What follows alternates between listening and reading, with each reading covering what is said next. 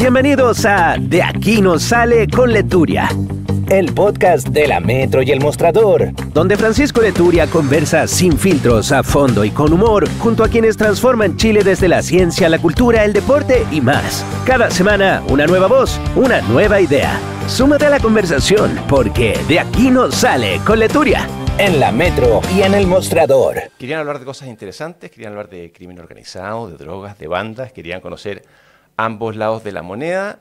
Se quejan que los fines de semana son fome, en épocas de campaña sobre todo. Mira, traemos un invitado extraordinario, un amigo, Juan Pablo Escobar, Francisco. Hijo de Pablo Escobar, testigo presencial del crecimiento de los carteles, de la guerra de Medellín de Cali, de las matanzas.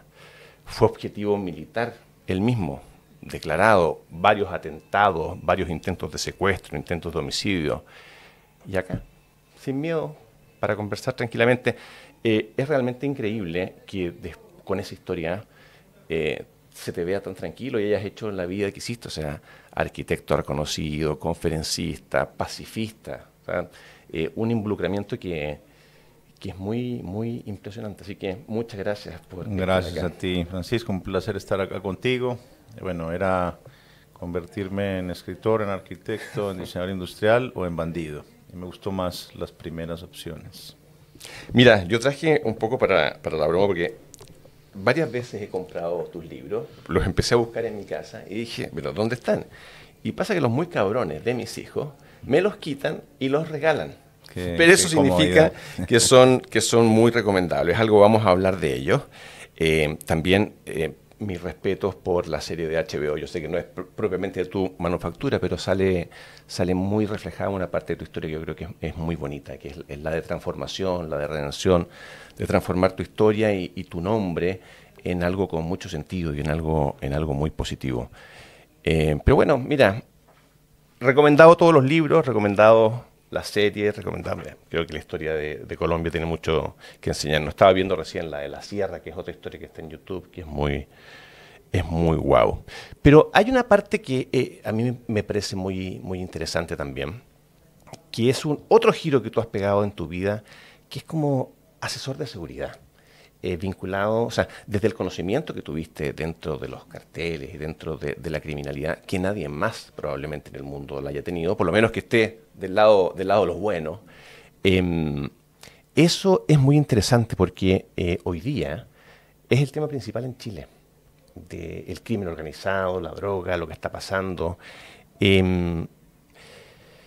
Yo creo que lo primero que es interesante saber es cómo funcionan un poquito los carteles o este tipo de organizaciones y si son muy distintas ahora a lo que eran antes, porque lo que uno ve en los libros, en las series y cosas así, es solamente la historia de los 3 o 4 jerarcas, los champañazos. Hay una cosa logística, operacional, con contadores, abogados, ingenieros, mucho más de lo que sale generalmente. Sí, yo creo que el negocio está más complejo hoy en día. Siento que no se pueden comparar los carteles del siglo pasado, como lo eran el de mi padre o el cartel de Cali, a los que hay hoy en día, ¿no? Yo creo que ni siquiera hoy podríamos hablar de carteles, tendríamos que empezar a acuñar el término corporaciones del narcotráfico, donde ya son organizaciones pues mucho más enraizadas, es decir, han infiltrado muchos sectores de la sociedad, del Estado, y han aprendido de las organizaciones del pasado, como la de mi padre, de que confrontar con la policía, con el ejército, con la autoridad en general, pues no es bueno para el negocio. Te sale más barato comprar a toda la policía que salir a matarla. Mi papá hizo todo lo contrario, ¿no? Asesinó más de 500 policías en 30 días en la ciudad de Medellín, solo cuando salió a ofrecer recompensas por sus cabezas.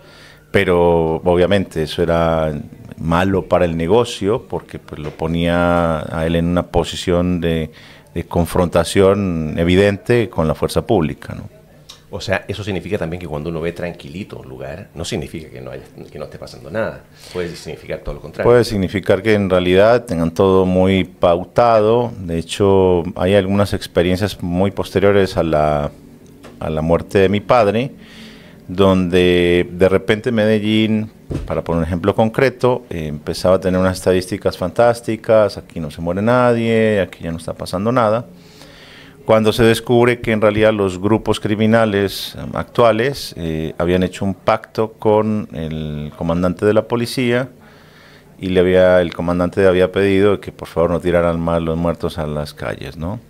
Entonces compraron hornos y no hubo más muertos. Entonces, si no hay cuerpo, no hay delito y las estadísticas mejoran increíblemente. Pero no es que no siga muriendo gente, es que no vemos ya cómo muere. Oye, mira, en Chile, en el último tiempo, hemos visto con bastante sorpresa para la gente que hay carabineros, militares, Fuerza Aérea, o jueces o fiscales involucrados. Tú, según tu experiencia, no debiera sorprendernos tanto una cosa así. Mira, te voy a contar una historia más sorprendente. En Noruega también pasa exactamente lo mismo. Es decir, esto no es una cuestión de la sociedad local, o de mexicanos, o de colombianos, o de peruanos.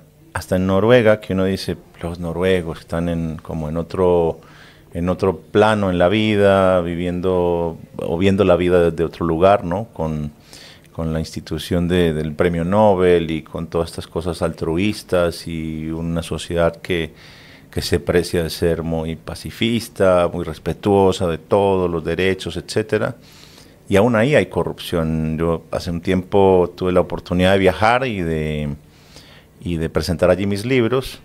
Me invitaron a un festival muy curioso. Al principio no quería ir porque me llamó mucho la atención el nombre. Se llama el Festival del Crimen.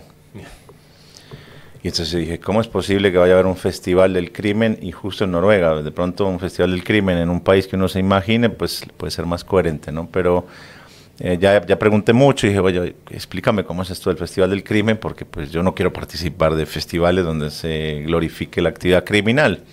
Pensando yo que era así, me dice, no, es un festival de escritores que escriben acerca de historias que tienen vinculación con el crimen. Desde historietas infantiles hasta no ficción, y comisarios y gente que escribe de tema. Entonces estás invitado por los libros que escribiste, por tu padre y tal. Bueno, ya en ese contexto ya lo entendí, y cuando viajo justamente ahí me entero de que el jefe de la policía, ¿no?, había sido detenido porque se habían descubierto vínculos con organización del narcotráfico. A lo que yo voy con esto es que hoy los narcos son invisibles. Hoy ya no sabes quién es. Antes era fácil identificarlo, tenían cierto tipo de vehículos, grandes fajos en efectivo y tal. Hoy tienen comprados a los bancos, a las autoridades, entonces llegan con sus tarjetas black, como si fuera un ejecutivo de alto nivel, y está totalmente desapercibido, no andan con guardaespaldas. Entonces, de alguna manera han involucrado a tantos sectores de la sociedad que eso les da una llegada mucho más profunda, digamos, hasta la médula de muchos estados, y les permite tener un control mayor al que podían acceder si entraban desde la confrontación. Que eso fue uno de los claros errores de mi padre en cuanto a cómo querer, digamos, tener poder sobre el Estado en sí. Él lo tenía a través del miedo, a través del terrorismo, a través del secuestro extorsivo, a través de los asesinatos selectivos, los magnicidios, pero claramente estaba definido como un enemigo del Estado, el enemigo público número 1 de Colombia, como fue señalado, pero hoy ya no sabes quién es. Ya no sabes, no hace mucho tiempo en Colombia no hubo quórum en el Senado de la República porque más de la mitad de los senadores estaban detenidos por procesos de narcotráfico. Entonces estamos de mal en peor, Francisco. O sea, no ha mejorado nada. ¿Y tú crees que en los tiempos de tu papá se pudo haber hecho esto sin sangre? De hecho, mira la paradoja, ¿no? En los tiempos en los que mi padre comenzó su carrera criminal, se hacían las cosas sin sangre. Los problemas se resolvían en mesas, sin bandidos, sin violencia, sin armas. Se arreglaban entre amigos el problema que hubiese. Y eran más una cofradía de personas que estaban manejando un negocio, pero no había sangre.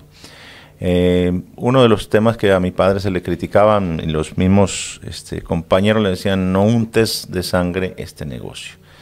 Papá no escucha. No lo eches a perder. No lo eches a perder. Pero bueno, mi papá no escuchó, empezó a asesinar personas, empezó con el ministro de Justicia, Rodrigo Lara Bonilla, en el año 64, cuando lo señaló de ser narcotraficante, y con toda razón. Mi papá era político, lo negaba, Mi papá fue realmente como el primer representante a la Cámara que descubrieron que tenía vínculos con el narcotráfico o que era directamente un narcotraficante.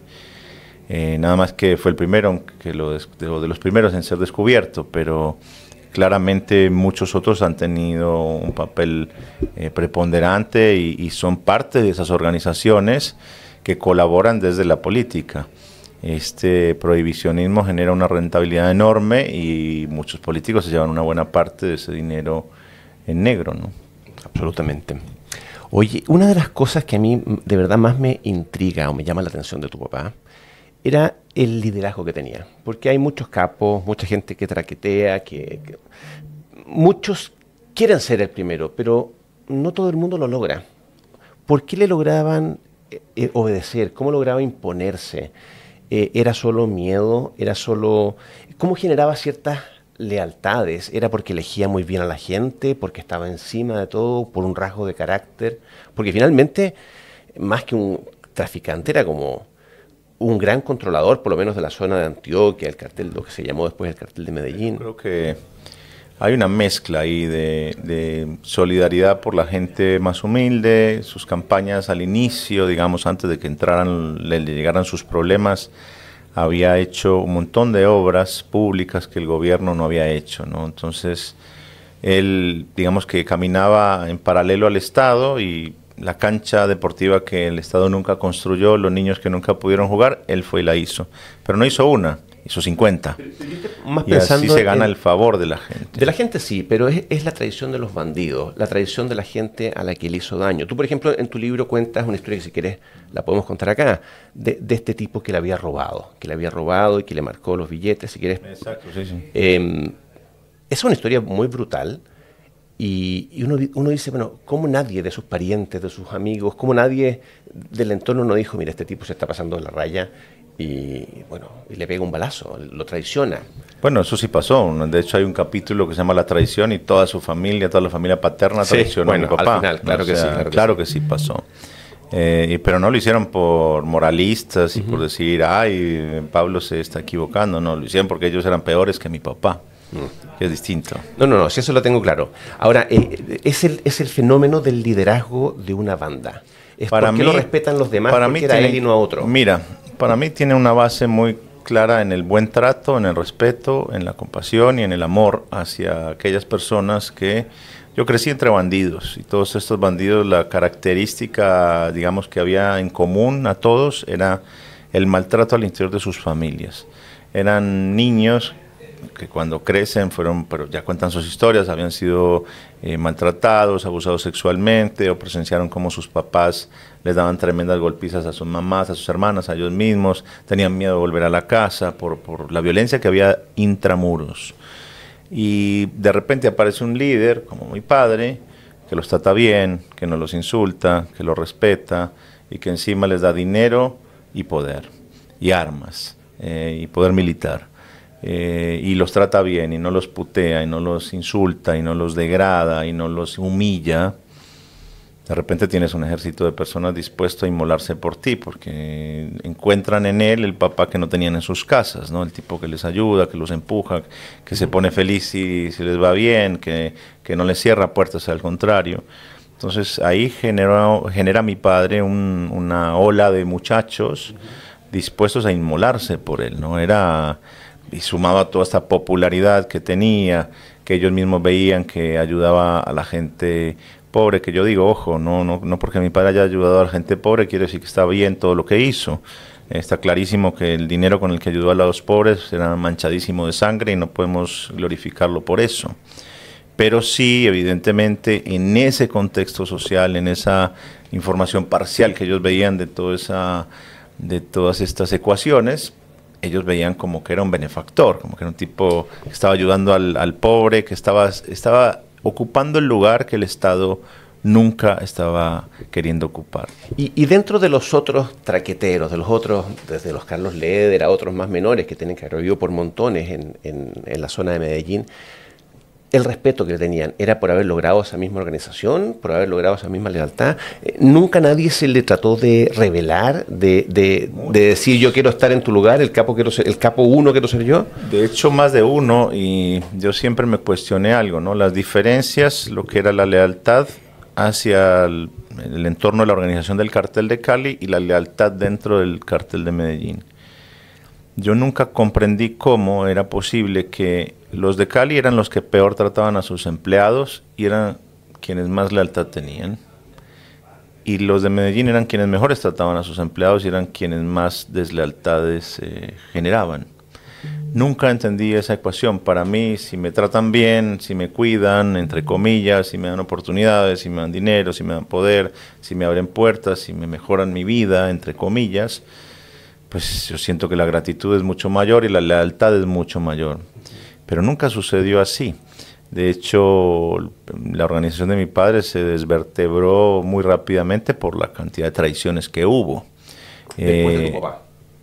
Durante mi papá. O sea, al final de los días de mi padre, muchos se cambiaron de bando y subieron al aparente tren de la victoria, pero fíjate tú que los que se convirtieron en los peores enemigos de mi papá habían sido sus socios y sus amigos, y quienes más se beneficiaron de su negocio, y a quienes él invitó y los hizo formar parte y los hizo crecer y demás. De repente, pero a punta de mentiras, ¿no? A punta de Pablo está matando a sus socios porque sí. No, mi papá no mataba porque sí, y no lo digo para justificar, pero los socios que mi padre asesinó es porque lo traicionaron, no porque simplemente a él le gustaba ver cara a su gente. Entonces, desde ese lugar yo siempre me cuestioné, dije, ¿qué pasaba, no? De repente mi papá daba mucho dinero para cualquier cosa y ni preguntaba en qué se lo habían gastado, simplemente lo entregaba. Pero en el Cartel de Cali me gasté en un café 2 pesos con 50. Y entonces era todo como muy controlado, no había plata para nadie, los sueldos eran muy chiquitos, no dejaban nunca progresar a su gente, los mantenían sometidos, marginados. Y de repente, no sé por qué, estas personas terminaron siendo mucho más leales a sus jefes que los otros, como los de mi padre, que era carta blanca. Incluso, ¿no? yo lo puedo entender al final, cuando alguien va de capa caída y se hace, como decimos acá, leña del árbol caído, pero eso también pasaba en los buenos tiempos. En los buenos tiempos, sí, era increíble la cantidad de traidores que había. Pero también ahí pasó algo interesante, que es que mi padre tenía un gran traidor adentro de su familia, un hermano que es informante de la DEA. Y claro, este hermano siempre le echaba la culpa, no, fue fulanito, fue menganito, pero en realidad era él, ¿no? Entonces todos esos traidores que aparentemente estaban apareciendo, nunca lo fueron utilizados por él para disimular. Eso desde siempre, no al final, no en los últimos días haciendo tratos siempre, con los gringos. De siempre, ¿no? Entonces siempre me cuestioné eso, dije, ¿por qué razón si tratas bien a la gente te es más desleal? No, nunca lo entendí. No, y sigo sin entenderlo. Sí, yo también, exactamente. O sea, para mí, o sea, si tú me tratas bien, yo voy a ser leal y fiel a ti, ¿no? O sea, como amigo. Si me tratas mal, ¿qué esperas, no? O sea. Otra parte de la historia, y la hemos conversado en otros momentos, cuando uno ve las películas, las series, incluso tus libros, se cuenta la historia de lo que pasaba en Colombia, o lo que pasaba antes, por decirlo así, del puerto de destino. Pero tal como había una organización tremenda que producía y que hacía llegar, tiene que haber existido una organización tremenda que recibía, que comercializaba. O sea, todos sabemos que Estados Unidos es uno de los principales consumidores de cocaína del mundo. Esa parte nunca ha quedado suficientemente relatada. ¿A qué se lo atribuyes tú? Mira, es un tema complejo que me alarga indefinidamente la posibilidad de obtener una visa, que no la quiero, no me interesa, pero es evidente que es una práctica muy común en donde siempre se señala a los latinoamericanos como los responsables de todo lo que pasa. Y obviamente hay una gran cuota de responsabilidad en las organizaciones criminales de América Latina que envían su droga a los Estados Unidos. Pero la envían es porque se la compran, porque se la quitan de las manos.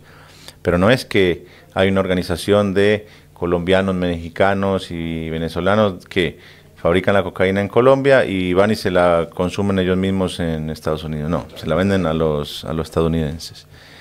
Pero es como que ahí se corta el acceso a la información, ¿no?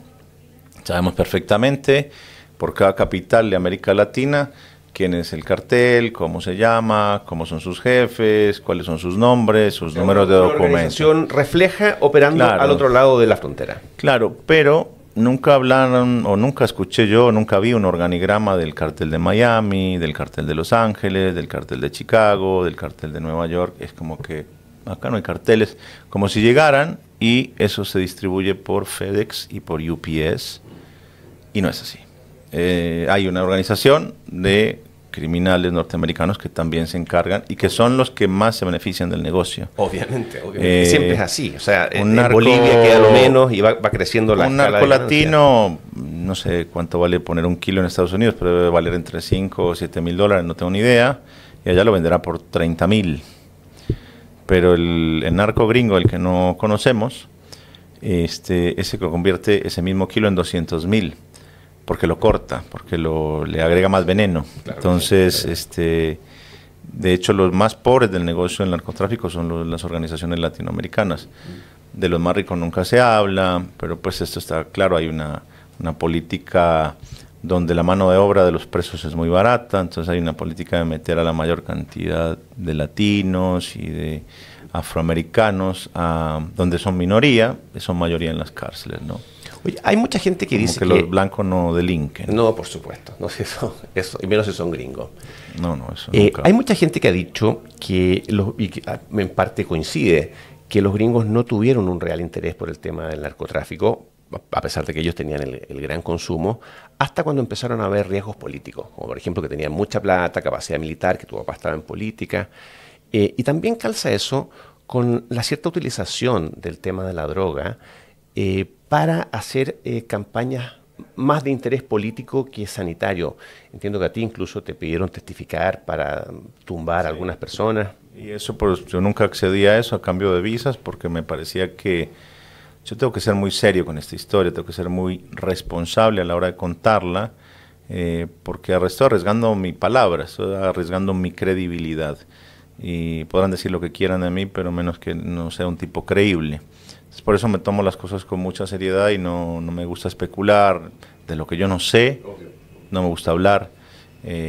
Podemos debatir, podemos hablar de muchas cosas, pero no me gusta presumir que sé cosas de las que nunca tuve contacto ni conocimiento.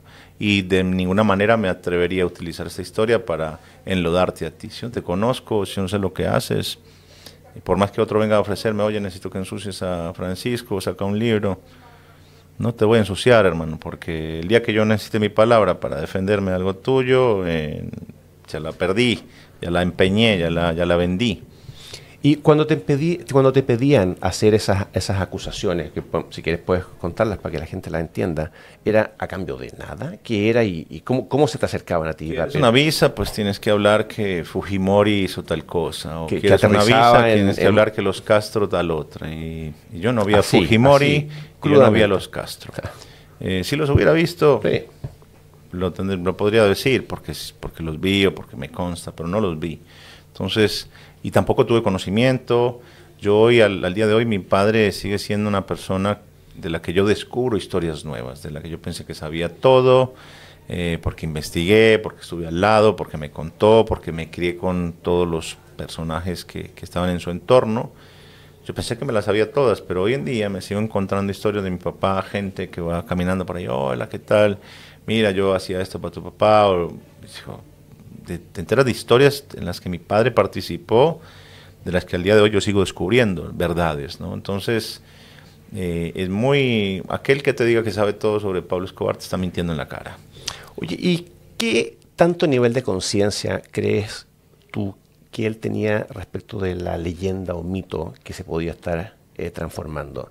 Porque tenía rasgos particulares como que siempre sacaba muchas fotos de sus actividades o recortaba las cosas que se publicaban de él, buenas o malas en la prensa. Yo creo que lo empezó a entender a partir de dos situaciones puntuales que yo recuerdo.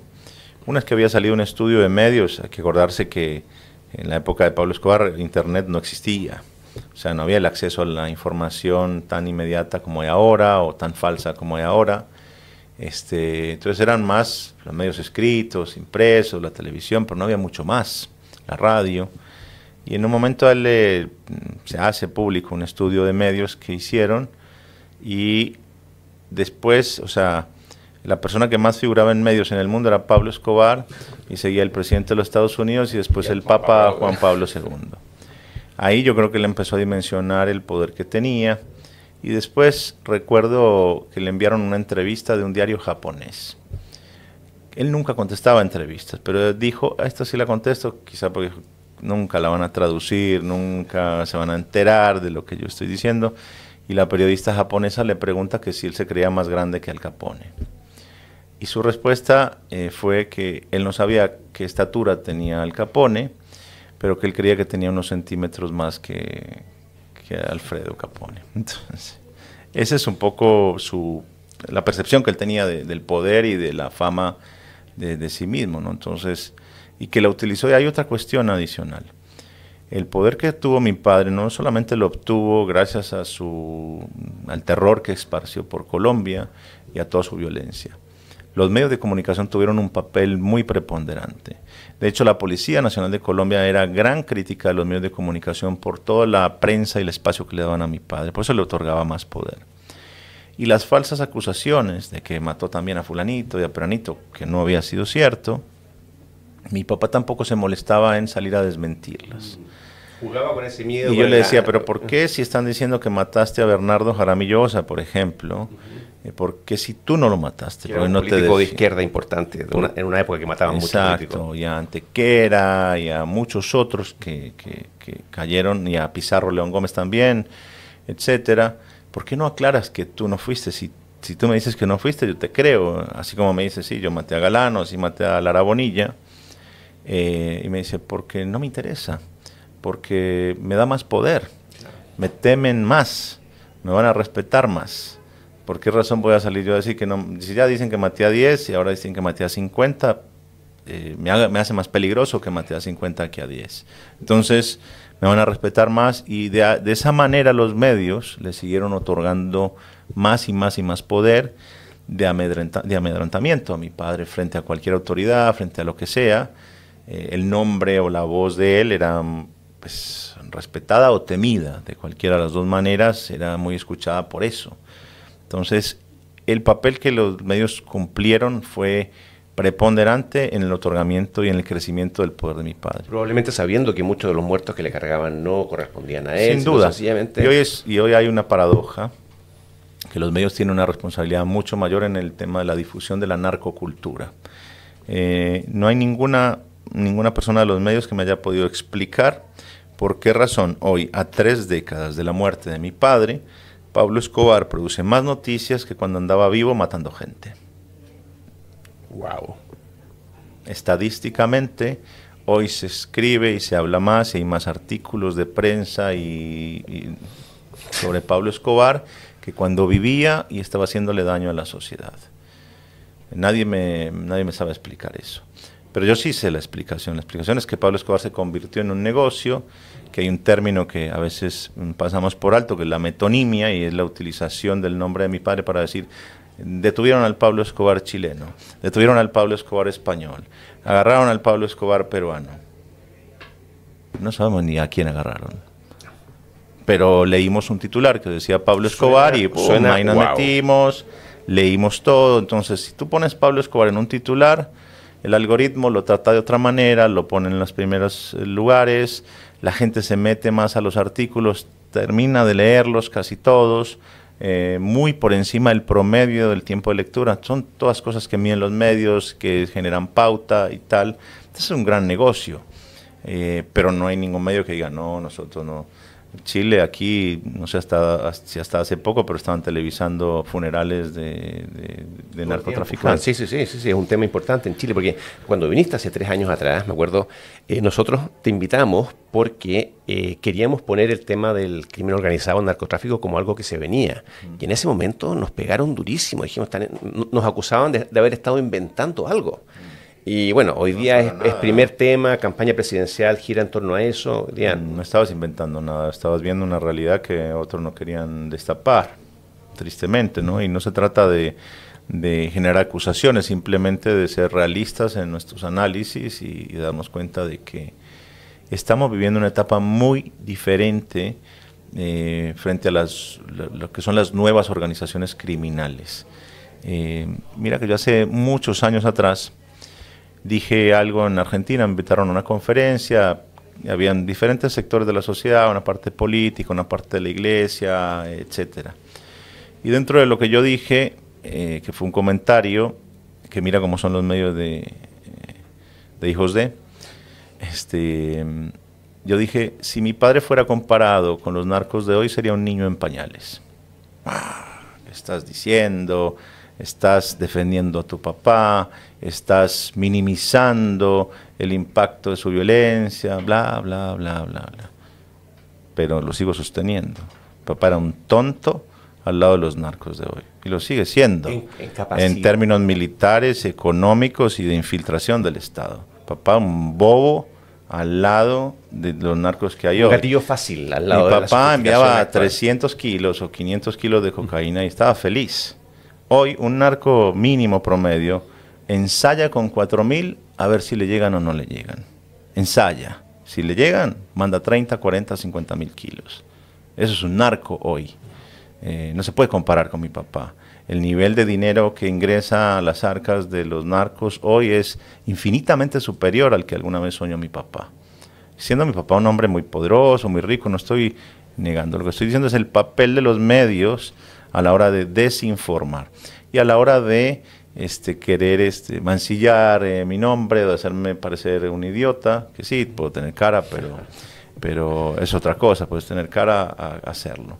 Y entonces yo lo que quería señalar con eso es mandar una voz de alerta y decir, ojo, que las organizaciones criminales de hoy son infinitamente superiores a las que mi padre alguna vez pudo soñar.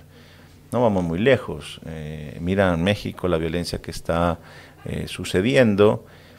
Los ejércitos que tienen hoy los carteles mexicanos ya no son bandas, ya no son carteles, ya no son pandillas. Pero desde el lenguaje a veces estuve visitando una cárcel en México, dando una charla para 2.200 internos y te garantizo que allá habían más de 18 carteles, parte de empleados, de jefes, etcétera. Todos escucharon mi charla, alguien me preguntó algo, yo después le pregunto al general, director de la prisión, le dije, general, ¿quién fue esa persona que me preguntó?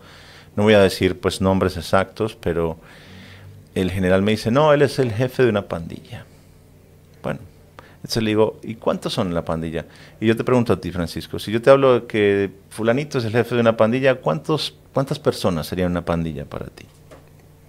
Más de 30, más de 40. Pero nunca 100. No. Me dice, no, es el jefe y yo, bueno, ¿cuántos son en la pandilla? Y me dice el general, son 10.000. Y yo le dije, a ver, general, es un ejército eso. Mi papá nunca tuvo 10.000 hombres. Te iba a preguntar eso. Nunca tuvo 10.000 hombres. ¿Cuánta gente era? ¿Cuántas habrían sido? ¿Cuántos eran anexos o 300 personas. 300 personas, todo. Todo, con un gran poder de daño, ¿no? Sí. Con mucho dinero repartido para que otros salgan a dañar. Pero exagerando 1.000. Ahora hay un tipo solo en una cárcel que dirige a 10.000. Y yo empiezo a mirar para atrás y digo, este tipo tiene que pagar 10.000 sueldos al mes. Y no poco dinero. Directos, además. Directos. No son Esos son costos directos. Claro. Y aparte está preso. ¿Qué tiene que hacer esta persona en el mundo del crimen para poder tener el dinero para poder sostener a su pandilla de 10.000? Sí, se hace más niño de pecho con esa cifra. Entonces uno dice, me da pena con los medios que me tratan a mí ignorante, pero los ignorantes son ellos que no quieren ver la realidad de lo que está pasando y que han perdido su capacidad de análisis para entender el hueco en el que estamos como sociedad. Déjame volver a un par de detalles como más personales. Me contabas tú la historia de cómo jugabas con el Larús con tu papá. ¿Me la puedes recordar un poco? Porque son detalles muy de la vida cotidiana. Sí, tiene que ver un poco con... Yo estuve los últimos meses o casi el último año de vida de mi papá cuando ya era el hombre más buscado del mundo. Se daban $20 millones por su cabeza. Y yo con 16 daban $4 millones por la mía. No te me emociones, que ya no hay quien te los pague. Pero ahí lo que había era cómo matabas el tiempo. No había streaming, no habían películas, no había nada. Y lo único que hacíamos era que nos sentábamos en una silla. Él siempre era muy fanático del pequeño Larousse y compraba 2, entonces él tenía uno, yo tenía el mío. Que creo para toda la gente de nuestra generación era un libro obligatorio, todos lo teníamos. Un libraco en casa, aparte era gordo, enorme. Y nos poníamos a leer, es que no había nada para hacer. O sea, yo digo que en serio y en broma leíamos hasta los números de las páginas. Porque si no tienes nada para hacer, no sabes cuándo va a terminar tu propio cautiverio, aquel en el cual te has autosometido. Y necesitas quemar el tiempo, pues entonces nos poníamos a leer desde la letra A hasta la Z.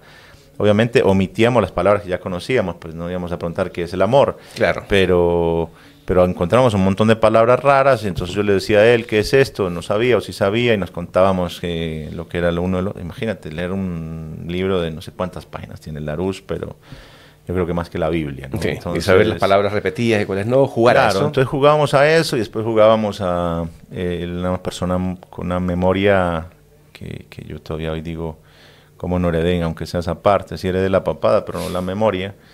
Y él me decía, escríbeme 100 palabras en el orden que quiera, de lo que sea. Y yo las escribía, las numeraba, y él me decía, dame 8 minutos. Él las leía, y yo me volvía a la lista, y yo le decía, ¿cuál es la palabra 33? Tal. La 98, tal. La 54, tal. Al derecho, al revés, para atrás, para adelante.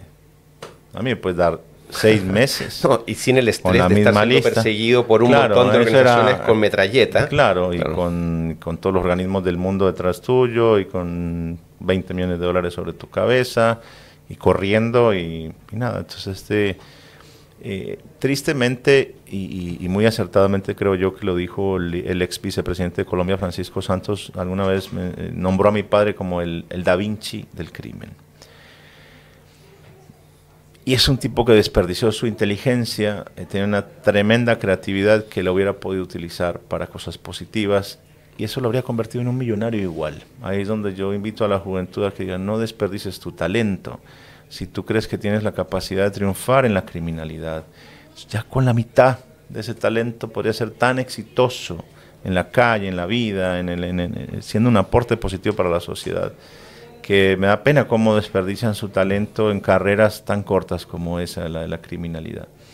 Que hoy con esta narcocultura lo que se le está vendiendo a los jóvenes es que, oye, si quieres tener éxito tienes que meterte al narco.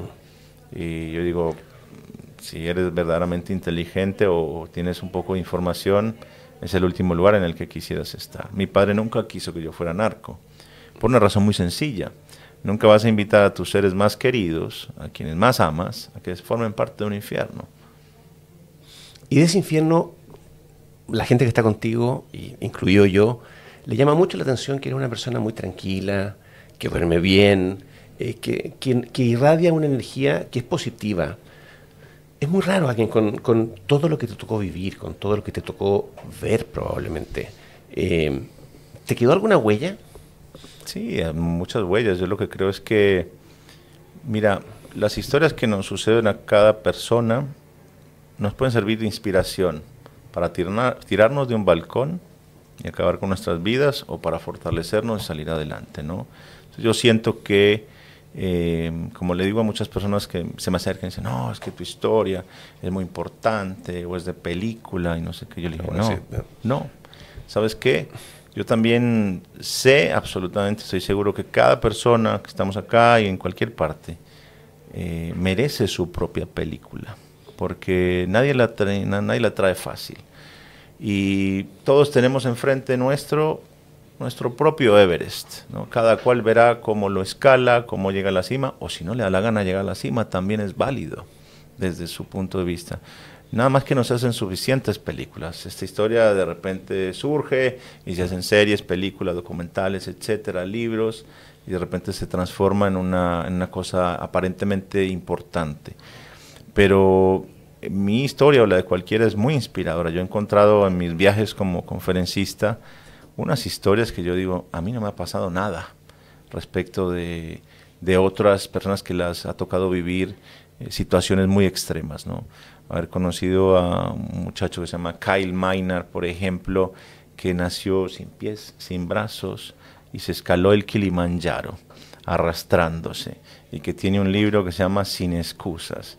O sea, yo cuando veo a este hombre que es amigo, digo, yo no la pasé mal en ningún momento si veo lo que este muchacho y no podía nadar, no tiene extremidades y dice quiero aprender a nadar y se tira a nadar. O sea, hay una gente en este planeta con unas historias mucho más inspiradoras para bien que la que yo puedo traer o la que mi padre puede inspirar. Y qué pena que se le dé más espacio a las historias negativas que a las positivas. Y mi invitación para todo el mundo es que yo no sé qué nos pasó en la sociedad. ¿Te acuerdas en el pasado? No sé, en los 80s, 90s, los niños soñaban, quiero ser un astronauta, quiero ser el mejor doctor, el futbolista, quiero ser basquetbolista. También cosas tan bonitas en las que los jóvenes soñaban. Y hoy quiero ser bandido, quiero ser narco, quiero ser atracador. ¿Qué pasó, hermano? O sea, ¿qué nos pasó? Que ya la fuente de inspiración está más vinculada con el mal, con el hacer daño a otros, que con ser un aporte positivo para la sociedad. ¿En dónde dejó o cuándo dejó de tener valor para nuestra sociedad las personas que sí de verdad aportan cosas positivas a la vida, ¿no? ¿Qué pasó con la sociedad que tenemos hoy en día, que ya no se valora eso, o que ya no se sueña eso? ¿Y tú tienes alguna respuesta para eso? No tengo una ¿Por respuesta. dónde podríamos Tristemente, enderezarlo? esa falta de sueños a mí me da trabajo. Un día fui, para no estigmatizar, no voy a decir el nombre del municipio, fui a un municipio de México que tiene mucha capacidad adquisitiva, o sea, no vive gente pobre en ese municipio. Y el alcalde me invita, me dice, no, quiero que hagas una conferencia mañana para tantos jóvenes, como para 3,000 jóvenes. Siempre pregunto, dijo, alcalde, ¿para qué me está invitando? O sea, ¿cuál es el mensaje? Dice, no, hicimos una encuesta entre todos los jóvenes que están por salir de su bachillerato y nos sorprendieron sus respuestas. ¿Pero qué respondieron? Dicen, el 70% de nuestros jóvenes sueñan con ser sicarios o narcotraficantes. Yo le dije, a ver, alcalde, debe estar equivocado, me imagino que será un 30%. Dice, no, que ya es una locura. Me dice, no, revisamos los números, revisamos todo y el 70% de nuestra juventud sueña con ser criminal. O sea, imagínate el futuro de ese municipio, que ya el 70% de la generación que está a punto de tomar las riendas de ese lugar, sueña con entrar a la criminalidad. Y ahí entendí yo, de alguna manera, pues el poder, entre comillas, de mi mensaje para esos jóvenes, para invitarlos y desactivarlos y decirles, oye muchachos, piénsenlo bien. O sea, yo sí que pude haber continuado con este legado criminal. Tristemente vi cómo mi padre esparcía terror, vi cómo hacía sus negocios y de ninguna manera me atrevería yo a tomar su lugar. ¿Por qué ustedes piensan que van a tener éxito en esa parte cuando miramos alrededor y están todos caídos, ¿no? No es que hay muchos narcos que salieron adelante y que siguen siendo los grandes jefes. Que se retiraron a los 40 años y sí, están jubilados. No conozco narcos jubilados. ¿Por qué razón piensas que ese es el camino para ti? ¿Cuándo estás abandonando la posibilidad de estudiar, de educarte, de salir adelante? Aparte, no estás, lo interesante y lo curioso y lo triste es que no estábamos hablando de un municipio con bajos recursos, estamos hablando de familias con muy buen poder adquisitivo, de una clase media alta, que tú dirías, bueno, no, de pronto los sectores más marginales encuentran ahí la única salida, porque también se dicen esas cosas.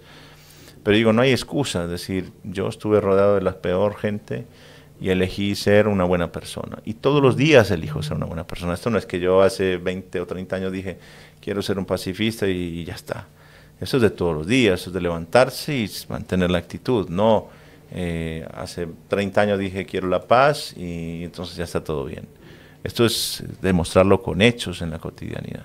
Hay una trampa muy grande en algunos programas, por ejemplo, en Breaking Bad. Si tú te fijas, el último capítulo, la gente que lo vio se lo ve spoilear, le preguntan a Walter White ¿por qué ha hecho lo que ha hecho? Si es por ayudar a su familia, si es por algo así. Dice, no, porque me sentí vivo, porque me sentí que mi vida era emocionante, por todas esas cosas. Que claro, si tú lo ves en una serie, puede ser, pero si lo ves de parte de la gente que realmente estuvo ahí. Si observa bien la serie, y seguimos spoileando el capítulo, ¿cómo pasó su cumpleaños Walter White? La pasó solo, en una cafetería, sin nadie, con un postrecito y una velita, lleno de dinero y solo. Eso es ser el hombre más pobre del mundo. Eres rico si tienes amigos, eres rico si tienes familia, eres rico si tienes libertad. Él estaba corriendo. Por eso para mí esa serie, al final, si uno la observa bien, tiene un mensaje aleccionador que dice, sí, mucho dinero, pero mira, este pendejo terminó solo, terminó sin nadie, terminó huyendo, terminó corriendo. Sí, está lleno de millones de dólares, está enfermo, está muriendo, no tiene a nadie, no tiene quien le diga, le dé un abrazo y le diga feliz cumpleaños. Se murieron todos. Eso es un mensaje poderoso. Distinto al de Narcos, que todo el mundo después que ve Narcos quiere ser Pablo Escobar. Que es muy diferente cuando lees uno de mis libros. Pone a un niño a ver Narcos y ya quiere ser Pablo. O el patrón del mal, incluso, sí. Dominado por la imagen, por ese glamour que le han agregado desde Netflix. Y si lees un libro mío, dices, no quiero ni parecerme, ¿no? O sea, y son las mismas historias. Nada más es desde qué lugar de responsabilidad estamos contando las historias. Hay que ser muy serios con estas historias. No se pueden hacer chistes con estas historias, no se puede bromear con esto. Bueno, muchísimas gracias y de verdad te felicito muchísimo por el trabajo que estás haciendo, por las conferencias que das. Creo yo llamaría a todo el mundo que no te conoce bien a ver tus entrevistas, a leer tus libros, a ver las series, porque yo creo que realmente recibiste una historia y un nombre que era en cierta forma un destino y lo has transformado en algo que tiene mucho sentido. Así que de parte mía, mis mayores respetos. Gracias, Francisco. Y además invitar a las autoridades, a las personas que nos ven, a que hay herramientas que estamos utilizando desde la creatividad, desde la tecnología, para poder llegar a los corazones y a las mentes de los jóvenes e impactarlos positivamente. O sea, no está la lucha perdida. Lo que pasa es que hoy se está enfrentando quién tiene los tanques más grandes, los submarinos más poderosos, y no es por ahí. Es con educación, es con amor, es con información. No es quien tiene la ametralladora más grande, porque la ametralladora más grande la tienen los narcos. Wow. Gran provocación, me dejaste pensando con eso. Gracias. Te agradezco mucho. No te pierdas el próximo capítulo de Aquí nos sale con Leturia, el podcast de la Metro y el Mostrador en el que Francisco Leturia conversa de todos los temas con los personajes que tú quieres escuchar. Por supuesto en la señal multiplataformas de la Metro y el Mostrador.